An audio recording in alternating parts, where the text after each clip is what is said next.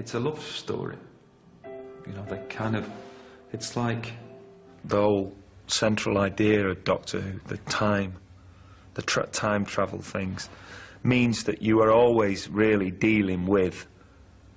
Now, that is my private study, so don't mess about with anything. It looks like we have our first winner of the card giveaway. Hello and welcome back to Where's the Bandwagon. My name is Will and this is part 2 of our breakdown of the Unquiet Dead. If you haven't seen part 1, then use the card on the top right hand side of the screen, and remember to stick around till the end of the video to find out how you can win these Doctor Who trading cards.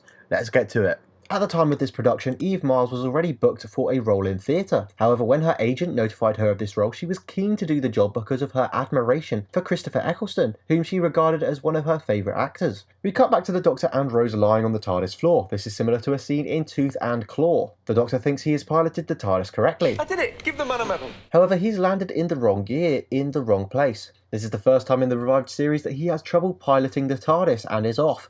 A marked contrast to last episode where he timed the landing perfectly so that he could explain where they were seconds before the sun flared up. This error in his flying of the TARDIS foreshadows him overshooting 2005 in the next episode. About 12 hours.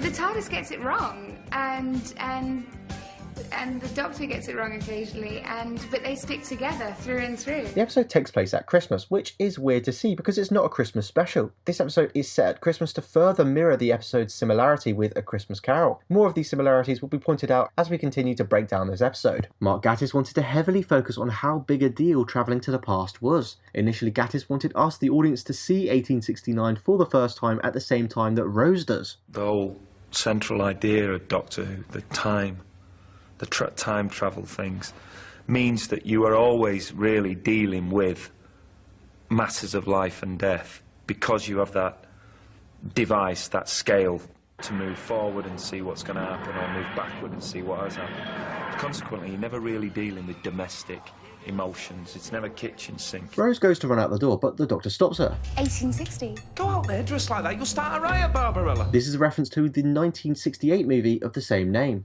The Doctor gives Rose complicated directions to the TARDIS's wardrobe. There's a wardrobe through there. First left, second right, third on the left, go straight ahead, under the stairs, past the bins, fifth door on your left. Hurry up! Complicated directions to navigate the TARDIS were also given by the 11th Doctor to Amy Pond in the video game TARDIS. Take the corridor for about half a mile, turn left, then right again, and then it's your third next right. Go past the weird swirly thing, left, then your other left through the sunroom. Careful not to trip over the sun lounger, then you'll see a green door, don't go in there. Go right, follow the wall until it gets a bit slimy, then take the lift to the third floor. Drawing room straight ahead, you can't miss it, easy peasy. Now, that is my private study, so don't mess about with anything. And nobody sits in my chair but me. Good luck.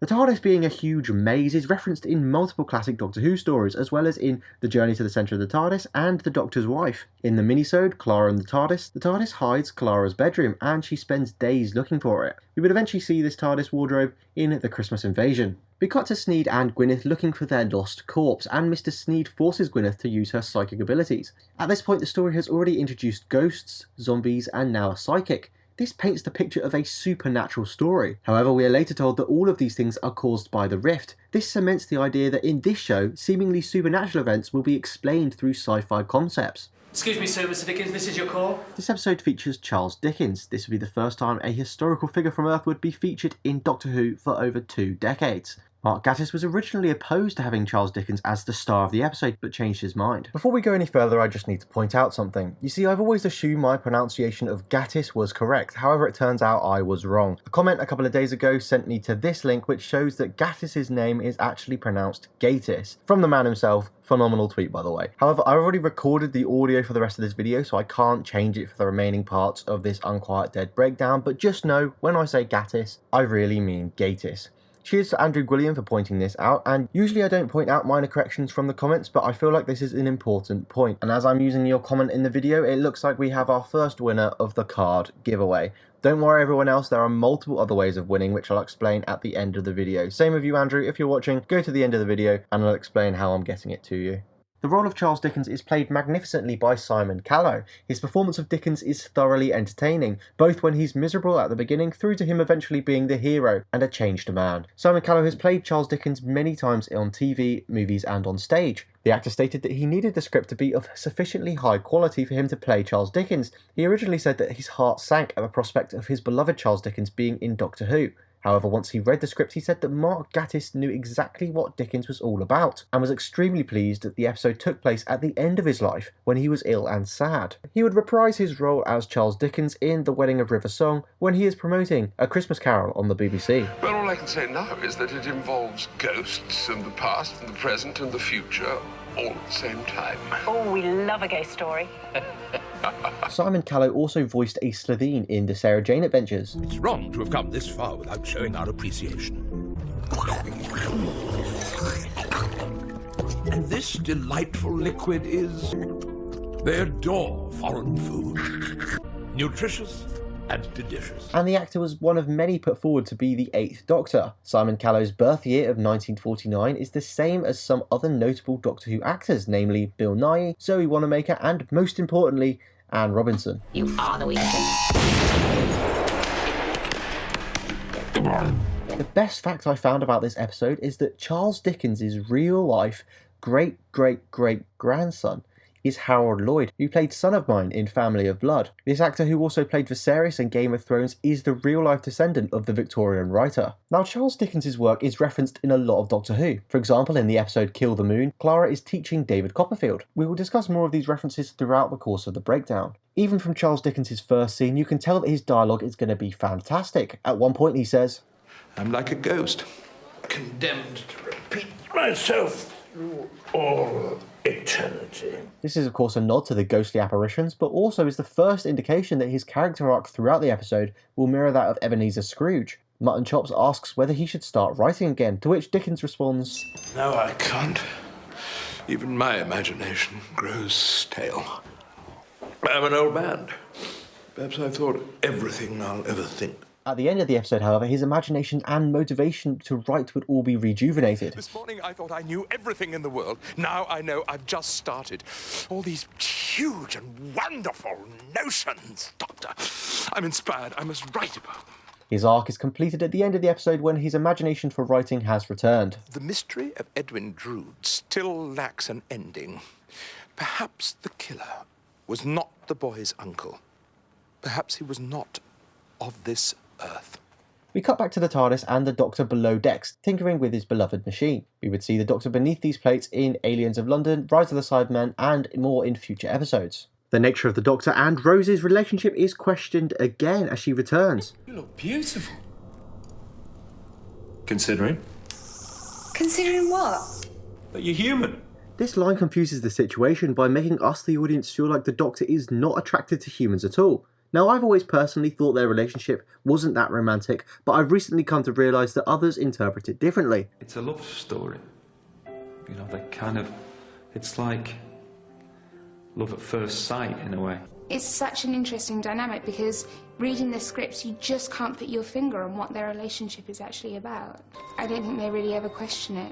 They just, you know, get on with it. But there's this kind of suggestion, you know, that there may be some romance. I think she's quite in love with him. We would see other companions dressed for the past like Rose, such as Bill when her and the Doctor visit London 2 years earlier, although some companions don't dress up at all. Rose questions why the Doctor doesn't change his outfit. Aren't you going to change? I've changed my jumper. This line could suggest that the Doctor is very good at fitting in generally, or it suggests that the Doctor chooses outfits which fit in everywhere. And we're in for more of the same, I'm afraid, so keep those masks handy. They're a must. I know they're not particularly wonderful, but treat them as a fashion accessory. You wouldn't be seen without one.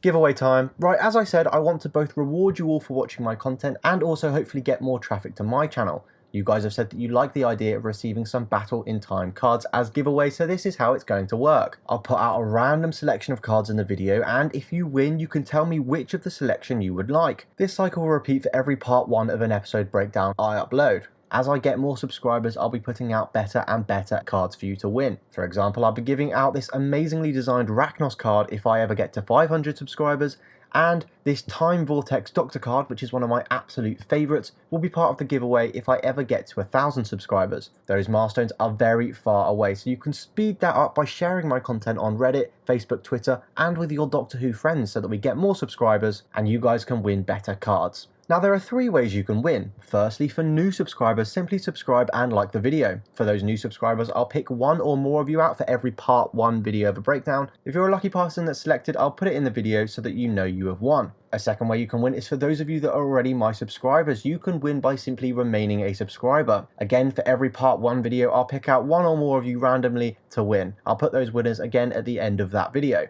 A third way you can win is by writing a comment which is important enough to be featured in a video. So like Andrew Gwilliam, his comment was important enough to be featured in the video because I felt like you all should know. My tips for this are to write positive stuff that's informative or share your personal theories or headcanon, as these are the type of comments that I'm most likely to feature. Now, unless I make a massive error, like in this video when I'm pronouncing the name of the writer constantly wrong, I probably won't be sharing tiny nitpick error correction comments. Now, however you win, I'll need to know which card you want. For this, if you're a winner and if you have contact details on your YouTube channel about section, I'll contact you through it. Otherwise, I'll need the winners to comment in the video your choice of card. This will be on a first come first serve basis, okay? So the earlier you are to my videos, the better your choice of cards. I'll then work out with you how I can contact you privately so then I can send you the card by post. Now I've checked international postage and it's not too much, but I will just cover my back by saying that if for whatever reason your international and postage is much higher than the standard international cost, which by the way is very unlikely, I won't be able to send it to you. I'm pretty sure that won't be the case for any of you though. Now these are the selection of cards for this week. So Andrew Gwilliam, you won. If you want a card, then comment down below